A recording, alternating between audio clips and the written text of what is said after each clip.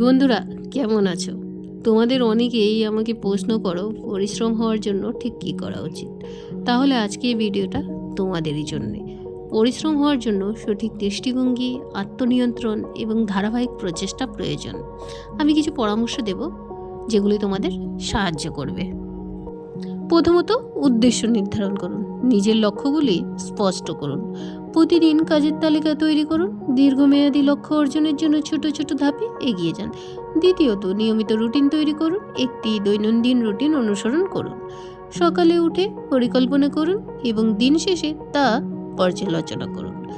তৃতীয়ত, আত্মনিয়ন্ত্রণ চর্চা করুন। প্রয়োজনীয় কাজে মনোযোগ দিন এবং অপ্রয়োজনীয় বিষয় এড়িয়ে চলুন। সোশ্যাল মিডিয়া বা অন্যান্য সময় নষ্টকারী কাজ থেকে বিরত থাকুন। চতুর্থত, উৎসাহ বজায় রাখুন। নিজের কাজের প্রতি আগ্রহ বাড়ান। সফল ব্যক্তিদের জীবন থেকে অনুপ্রেরণা নিন। পঞ্চমত, পরিশ্রমের ফলাফল গুরুত্ব বুঝুন। পরিশ্রম করলে কী সুবিধা পেতে পারেন তা নিজেকে মনে করিয়ে দিন। দীর্ঘমেয়াদী অর্জনগুলি পরিকল্পনা করুন। স্মার্ট কাজের প্রতি মনোযোগ দিন। ষষ্ঠত, কঠিন কাজে ছোট ছোট অংশে ভাগ করুন। সময় ব্যবস্থাপনার কৌশল শিখুন। সপ্তমত, ধৈর্য এবং ইতিবাচক মানসিকতা বজায় রাখুন।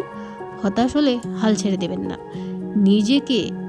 নিজের প্রাপ্তি উদযাপন করুন এবং আরও ভালো করার চেষ্টা চালিয়ে যান।